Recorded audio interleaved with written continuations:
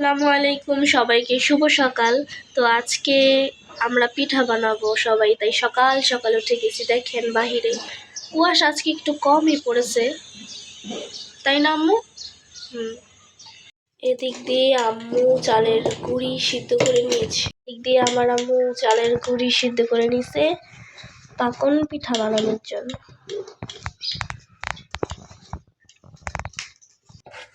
এখন মুসুরির ডাল বাইটা নিছো না,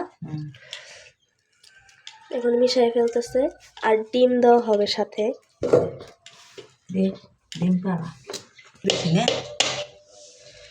এখন ডিম দিয়ে দিতেছে। অনেকে নকশি পিঠা বলে, কিন্তু এইভাবে বানাইলে নরম হয়, খেতেও মজা লাগে। এখন এটাকে ভালোভাবে মিশিয়ে নিবে। আমার আম্মুর মেয়ের জামাই এসেছে, যার কারণে আমার আম্মু পিঠা বানাইতেছে সকালে ঘুম থেকে উঠে। আপনাদের সবাইকে আমাদের বাড়িতে পিঠার দাওয়াত, আপনারা সবাই চলে আসবেন আমার আম্মুর হাতের পিঠা খেতে। তারপরে এই তো দেখেন আমি বসে পড়েছি নকশি কাটার জন্য। তারপরে এখানে আমি নকশি কেটে নিচ্ছিলাম।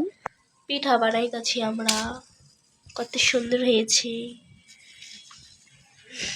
তো এই তো এখান দিয়ে কিন্তু আমাদের সব পিঠা বানানো শেষ। তো এখন চলেন, বানানো শেষ, এখন আমরা গুড় চাল দিতেছি। এটা হচ্ছে খেজুরের গুড়টা।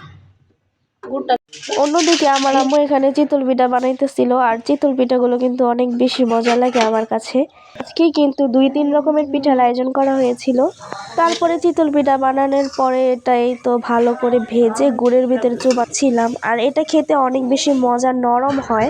সবাই মিলে এই পিঠাটা খাওয়ার পরেই তো দেখেন আসল ধামাকা শীতের ভাপা পিঠা। আমার আম্মুর হাতে ভাপা পিঠা খেতে অনেক বেশি মজা হয়। তো প্রথমে এই তো গুড়ি নারিকেল যেভাবে প্রসেসিং করে এটা দিয়ে নিতেছিল, আর আমি এখান দিয়ে ভিডিও করতেছিলাম। আমার আম্মুর হাতের এই ভাপা পিঠা যে খেতে অনেক বেশি মজা হয়। আসলে শীতের দিনের এইসব পিঠাই খেতে অনেক বেশি মজা লাগে, আর এক একজনের হাতের এক এক পিঠা। আমার বড় আপু চলে আসছে শীতের পিঠা খাবারের জন্য, আমার দুলাভাইও চলে আসছে বিদেশ থেকে, শীতে চলে আসছে তার শাশুড়ির হাতে পিঠা খাওয়ার জন্য। সবাই মিলে অনেক বেশি মজা করে খাইছি। চল দেখাই আপনাদের যে আমার দুলাভাই এটা খেয়ে কি বললো।